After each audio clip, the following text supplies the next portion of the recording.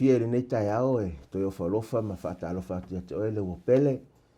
e ale so fa manu malolo tatou ali o Yesu Keriso au ma fai ona tai mai lo soifua ma lo mauaola ia tatou te toi faasoa foʻi le finagalo o le atua e ala lenei auaunaga ma le pokalame lenei e vaiaso taʻitasi o le lesona o le faamoemoe ae leʻi amataina le tatou suʻesuʻega o lenei taeao le apunu mai lou ao le aʻu faia le tatou tatalu o e lava o le atua o le alofafua ma le alofa mutimuti vali o e foʻi o loo iai le upu o le ola o laufio foʻi o le atua o le ola matou sauni lenei taeao e faaloga o e fetalai mai talo ye tala yo matou loto ma matou falo ina ia o ino matou tangata fa malo si ai o matou ola falenga au matou fatali atu le aso te afirma ai fa manuia mai lau fio fa nga ino ma o tangata ni taiao avea mafofonga feta lai o lau fio e ala mai elu finangalo mo matou uma fa aftai lo tali ino le matou tatalo e ala atu ya Yesu lo matou li mal faola amen. Fifia foi nei tai aula o pele fa iloa ma fa la iloa atu ia ala ma o nanga po ma o foi ma sunga fa fenga ia vine Solomona ia o ia leo le ama va lua foi nei tai au ia e fa nga ina ma ua tangata e avea ma fofonga o le tua e ale tato so suenga o le so le o tato tau no mai le so suenga no na ono le nei a so suenga no na ono nei o tato sava vali lava le mai moanga e fa tau sava vali fa tasi ti nga onga a makeriso a so suenga la nei no no le o tato tau no mai ai a o fa autoina le auto e fa penei fi nau ma tau wivi ma le malosi atoa fi nau ma tau wivi ma le malosi atoa no winga o le nau ta inga ma le fa nau o le so suenga o le vaiaso le nei ina ia awane u tato fi nau fa atu mutumuli ma ia tu ato ia lo tato malosi ine mafai o mela e muli mai le mafai o nau le malosi io mena e fa alava mai le tua e ala ile ta inga le tua ilo na ngang pa ia al fa no ta inga ina ia mau tato le fi nau ato man malosi ato alo sunga le fengen wa nisi tem e peise ia folinga e mana o tato ile tua so mai ai fa ile tua me o mo tato na o ko matar ai fa pe fa lango ile tua fa mai ile tua me il mai moanga ma so nga o le vaiaso nei a le mau au tu le lo fa nga ina so nga o le vaiaso ne lo mo mercolosi lo mta mo mua ai lo fa pe lo su mleiva le la au fa tawina o le mele o te nga lue ai ma fina e tusa malana lava nga luenga o lo nga lue lava te tonu ya te au mana o le fa talanga le apostolo Paulo ai mai tau e lua vaenga o le fai upu po le mau matua tauloto o le taiao le nei por so le vaiaso le nei fa me va mo o le mele o te ngalu e ai ma fina e tusa malana lava nga luenga o le upu le fina lo sunga le fa fenga vini o le upu le no winga po le alava a ti nga e o yai ai fina wa o le fa taile le tao tatu le sona ma nei lo tu le sona e mo moli mai ai a lui tau o le savringa o le olanga walanga e le fina o le mai tau ia le mfaina e maua ia le malosi atotoa amen o le mevala le tano mai tatu mau e fatau le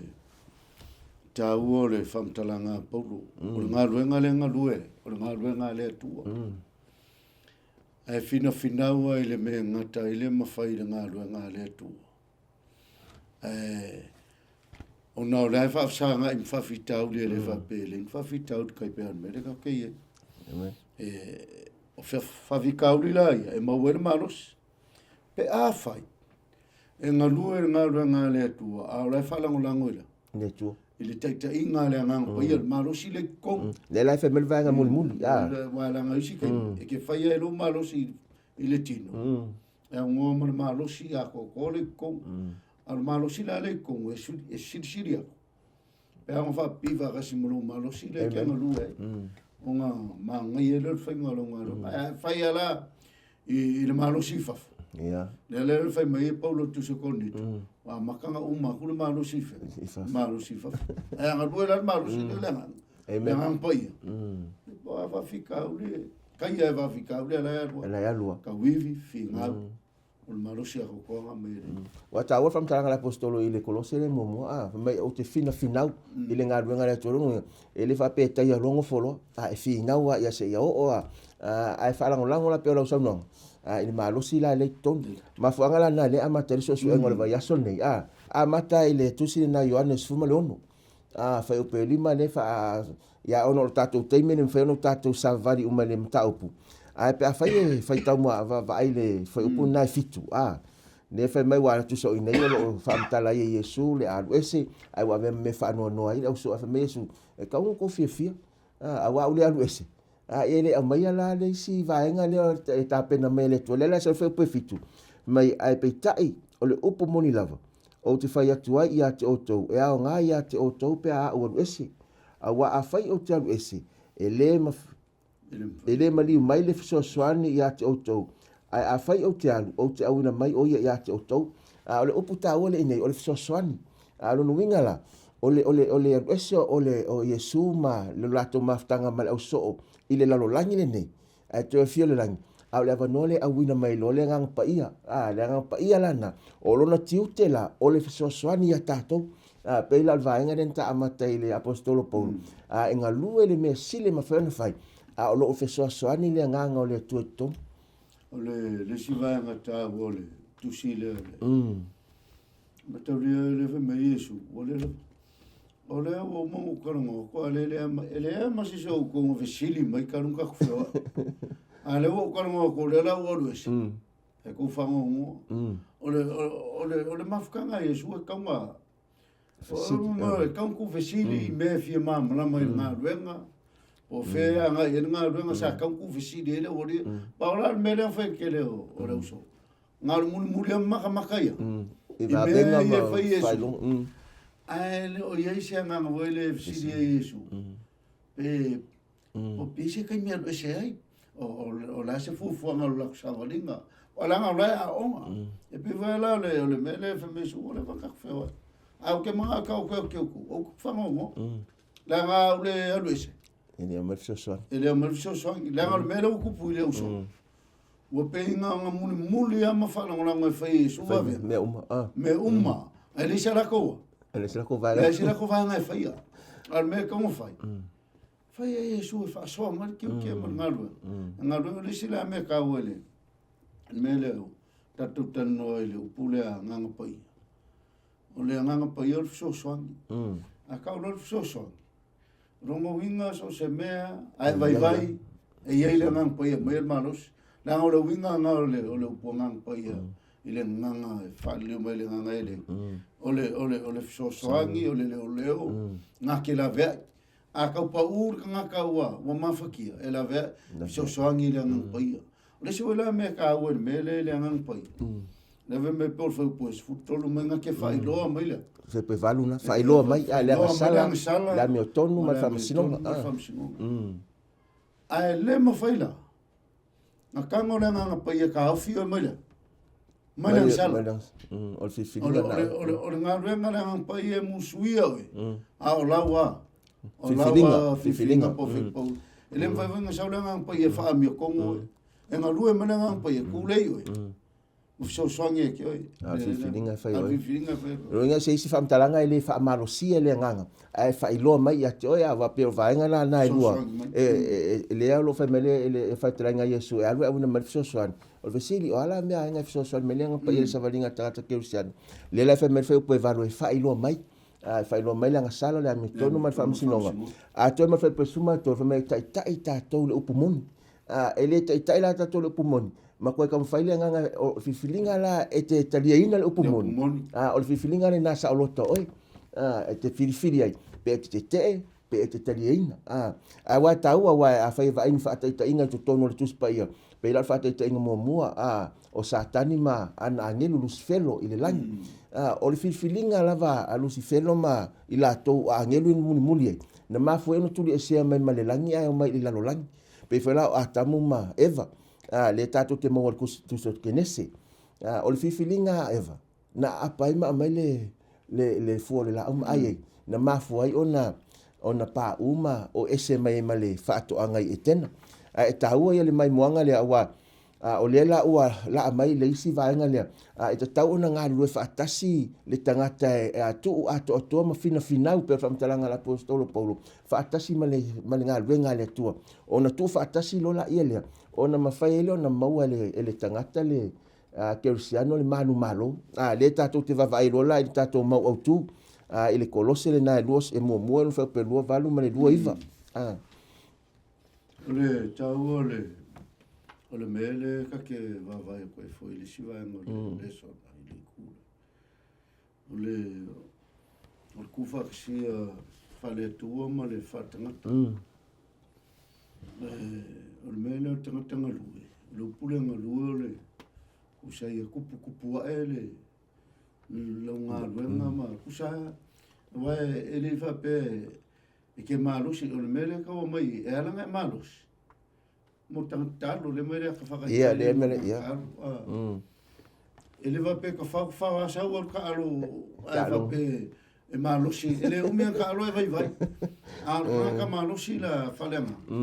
e ianga e kau mai ko lengi kau sanga a koe e la exercise fai tau tu spaia amen ka kalo anga pongi o le aka ngā o le mo mi o le ngā luenga le akua whakase malanga vaenga le plate ai le wape pe whakakainga ai le wape ngofo wha oso lunga la unga ai le sangi winga kai pe o kako iskai ai le kapenga e lo le lai e kanga ele i fes kapenga ele fai sau kapenga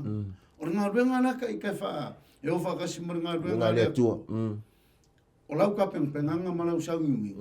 au le kuanga lue mai wha makala e so swangi e ke oe ma kua lalo e ke oe me ia ngai ngai suisui i lau malo e ngai ele vai vai e o vana lau savaringa e ke kakalo i e malos ka pe au pulpese fai kalu kuspaia ma talo so uma ona tupule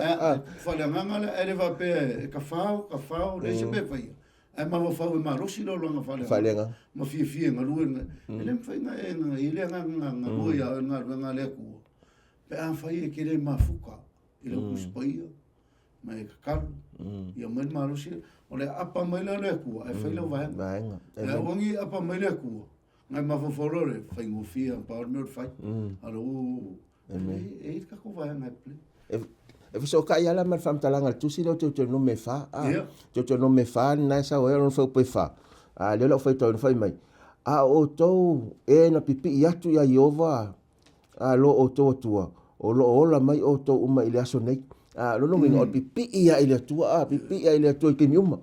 o le awala na e malusi umi pe o fam talanga le nei le ngata le nao le Lukas fuma tolu na fo i o lo mai so engol vai aso nei lu suma fa mai ia fina ina ia o to ulu atu ile fai to ava piapi e to tele la to mfai ele ele mfai o le ton lo no winga o le mele mana o mia le so engol vai aso nei ia ta wivi ato toa ma losi ato ko uma ye le ngata le ngalu atu le tangata ale fa ngalu mai le atu ina na vaenga ai fa tonu ine ma fai ona sa kau fa fka ke longa le o le mele le ka ku le mai vaenga le ka ko le som o le mele o longa lue e kupu ai lo ke per kala paulo le fa ya Timoteo ia veo e male awa inga ia kupu loa lo fakuku male alu luma ele mo fainga e ka konu ele ngalu le ngal me momi o le ngalu me ale ku ele ngalu ka ku al me fai ka ku ngalu me le ku fa kingo ka ku ngalu me le mo ele la se mal fa ta inga le ka fole manga o e lusi a pau ai le se me fai alo nga foi o tato foi nga a makanga tau sanga a mata le o mia fa ai le se fi ne valo fi nau fi ngau e kau ilo e fe tau ilo ma fa fi tau no folo alo mana onga so nga vai aso ne ia fina finau ai le malosi o le tangata ai fa ato mai le tua ia le isi vai nga le fai o no o ia le malosi ta a wal tiuten no le 12 so ni mai ile vai nga la le so mai so engol vai aso ne le o tato vai o le loto ua o ina o le loto ua o ina mai taua e fam talanga le naulo o mai tonu na ile Jeremia na suma fitu fe peiva e taua mo tato asi o tano su atule mta upule ai whaasoa mai lo sunga ai le vaenga lea. O le mele o kako e le sota. O le poto au ina. Eile, o le loto au ina, eile. E isi kaimi kako ke whai unga. Ele se mea mai le kua. E whai a mai e lu lava. Lu lava loko. Ma pe whai mai longona. I longona foi. E bela ke ne se tolu fu ono. Makare o le vanga sanga ia. O le vanga. Sanga ia kamu ma eva o mang whai laka longa ma le kua. Whamakala i le kua mea whai. A ngā masawa ngaka whai mai. Pelo le tua. Upule nga whai mo fi e nga vese ma o si fingi. O ngore upule mai e pelo le tua e ke roa le oki. Kaimi e ke roa ai e roa. Pupula ngoma. O la ngonga la o Eva. Ele i whaia, ele i mawhau le kua nga whai unga. O whai ona la ngona whai unga. O whai ona la ngona malona lava loto. Ele i ia o ina lona mawhau whau. O an me sa kaunga ele loko e. Sa kaunga o inga lewa pe a. Ele i whaia ma ua e. Ele i. I sa ngi mangu vai whawa pe whaase mai. A o le lau se se. O la ngonga nga sa kaunga o inga le leilonga loko. No inga, o le angkara ngoa male tua, ele i ngoko lea. Ne whi au kukunga. Ne whi au lea kua i lungo loko. O anga ngoko o lea kua kong. E sa o whai umai whai. Ma kongka i pihoia le. E tā vita ma a. Pase pa whai ama eri. Le lua Samuelu sumakasi. Le kare Samuelu ma. Ia ka vika mo le whingi hoi le. Wananga e. Wa vele manga onga. Manga onga o wawa ya kusi whingi le. Au le lei ke le whingi a. Yes, ko inga o uri. O pe me o me o fai uma se ai le I faalango lango ile ko ka o mele o le loto a o ina e ka nga mafa fau ko amen ma o fau o yo o uma kofia ele o le si vanga e na lo sunga o ravitala to e sauno ono le sa fa matala e ono o le to lua o ria le sa hiti le lu ala na fa to no ayo na lo ona ma ko ngoma me fe ni kan ka o ku ele ma ka le ya vai le me ma fai na wa lo le ya o le fingira ngo funga o ir fa ara wa lo fe lo no no fa ma ki kilo me pe pa pai para ka ele kusi o kasi le afianga o tangata o ma fonga ya ka o mel e lo nga fare con oi si le lo o la fare ka waso nga lo a veces e cooking e wafte wa oni si te me fa lango lango tato fa unga yo tato langona ona le fa ele le mea sao ai wa fa le me manatu o le mele o mai fo ia le ia na le fina ngal pe fer fa te inga le tala ya saulo fo le fa ile tu e ale fa sioti uma maleka ai watu wa mai me e o seri taula mal manato le mele fina ngalo ele tu ona le fa lango lango ona longo as fa mele tu ele e si da kulo sta ilo nga ole mamo po le ka o kul lol mele o so soang yo le ngang pai fe sili le ngang pai na mele mavo fa o le ku wala fa ilo mai ko ka itai o pola no tonu e tawa wai o mai monga o mai e ta pena ia o tatou tangata ile so o mawala vano o mawala vano wa ole mea pito sili ona fenga tai le so o le telo le temina mai le tole vano mal malos ai fa ko afo mai ar temi o mai fa mai lo ia la va mal malos le to mo le ale sa wa le mfainto sa vali pe fa se singa luenga mo le tu ale sila va inga le ra tatou o mai o le me foi le matu tu wina atu o le tangata ile to le lai o le famtalanga le sa no fa le tonu maka como kau yo no sali ese la ile pe fatalanga yesu le tutino awa o le mta upule limo le vaenga le amtanga le la yesu mta pe limo ono marfitu o le kau el mele la ngalo si mele ya wongi pu le o ka ku kuki yo ka ku loko le wingo fam talanga nanga o si kaimi e pule ia meia o le tino ia ka ku e pe ro ka kainga mo me o maka yaka o si kaimi la wa fa longo mo chore mangia le le au le malang wa fia ya no mafa o pawalan mele manga o mie o ke alu o ke maka I vai ngala kira ngala ngai lo e bole fkawir mele le vai ala la alu la ngala wa ave e kusa wa ma losi maile ngalue o itu tino lo tino manga uma e wa ngalo ya ke o pule lo lo ko la ngala ele e si me piko siring faule ole ngai le peor mele lo ko e na fe mer fam tana le Jeremia Jeremia na ngai ka ka mo pule lo loko ya o ngi malo si mai pule ngal tino e pule mai maka pule mai karinga e pule mai yo vai nga mo lo tutin ma fe mele kala Yesu a fa ye ke sala e ve sali kuki sali esel mak sali esel vai lima pe a fa pe e ke lo e fia ilo no savringa maliri e si le lo lo ka waso mo la le leilo mai lo le leio king e mai mau le se me nga wa pe ta wa le vainga le o mai le vai foi pe lusu maliva a wa fa ngo fia na ma pe amata ma foi pe lusu ma fitu wa nga le lo fa to fa tra su fa mai wo to fa longo wa fa mai ia ana mo a wa te mulu lua a fa me fa tra Yesu o te fa yatu to ai se va yatu fa fine ina ia mana ma ia mana o yai wa uma ona mulilua ma ia ilona loto fa me fa tra Yesu fa upla Yesu a fai foi te tau suai lo mata tamatau ina sali ese ia ma la foi o no vingo lo tala no Yesu I tu la fono ile solo tu la fono ile sala al fa no Yesu ia o ese mai ia o ese mai atu ile va ia tangata fa pese no fa tino fa to a fia lai ka wol mele o elo fam ka ngalo fa polu sufik langa o le fe mai ka le ke le wanga fe mai ka e o le pe ko inga me ele o sa ko sin mo kula fong na o isu me o vai le ka o le ko nga ai ku ke lo I le e ma ko avako Yesu le fa ma faila ile tu la fong le winga la fong kala ai ke le kanga fa kingo o le vanga sala lo ma fa me ngai lo ma fa ke lo le o le fa ma fa le va ko Yesu o le ka o kula fongo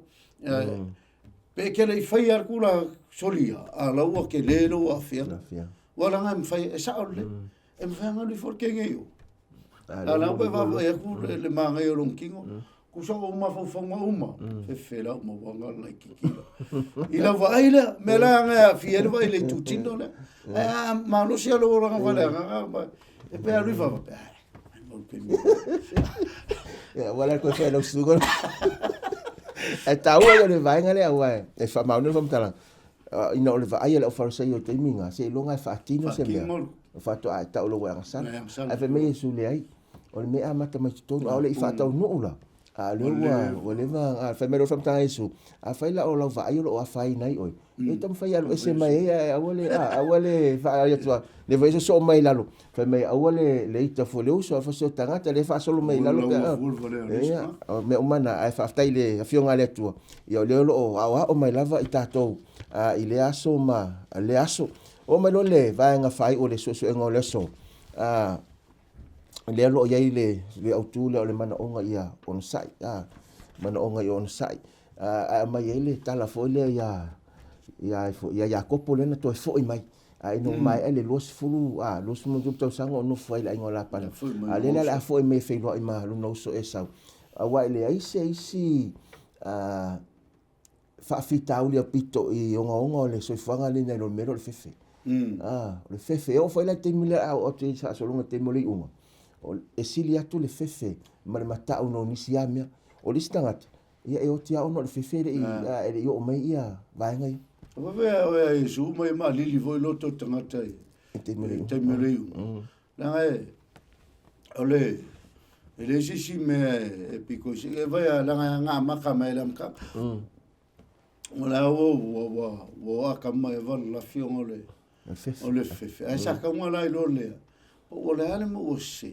fa kali si sa ula ku se o le ngala ku mafuka ala ngore fefe e mafu mai la nga fefe lo la ngi o fai lang sala e ala so fefe se fele kaimi e fai ka ngakaleang sala e ola fefe ma ola maka foi le na wonga ilo ngan me la se alo mai ka pe ngi au la ngau fese me se le skan e alo la vai kan e fen kan o kilo ko la ngor kan la e ke fai le me se e fa pe nga vola me nan ku pu ya kam e o vola ke mi ngi ga ko o me la ku pu ya ko o fiefo o le van ko fiefo ilo mo a o longa la fefe o le fefe ilo mo a fa fa ya ko Aya ngai ile mele ya ke o le ongo sa e alu pea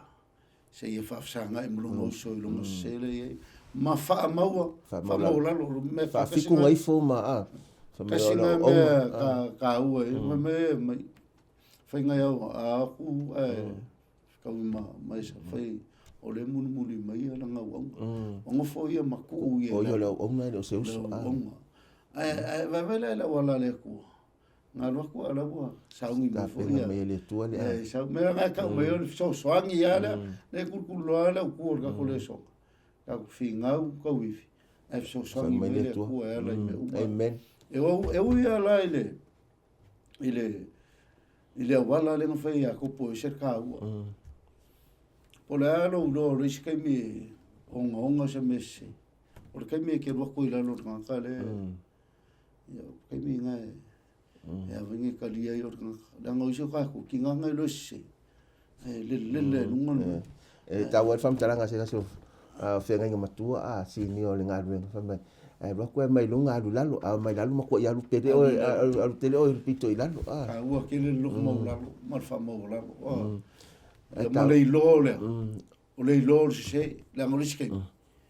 e ke se e ke le ma ke lo nga ke se ma sa ka ka la sa o sa fa ko se me me lo ya ko o la lo le ko po yo o se o se le ka penga lo wala ya lu fa ko se nga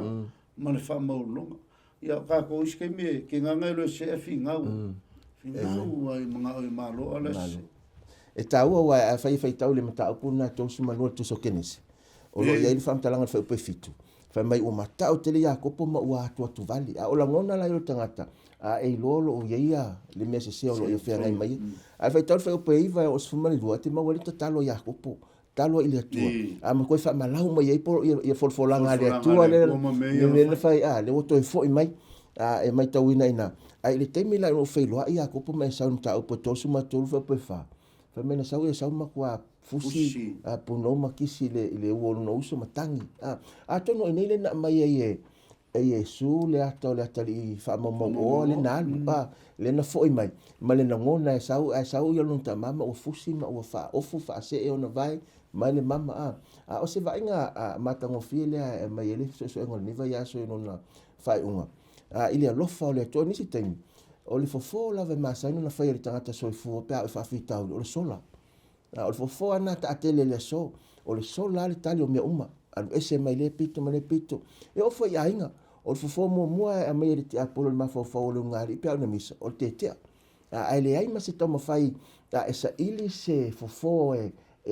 to fofo ele fa fita o le ngona i ameriti apolo wa amale pe ainga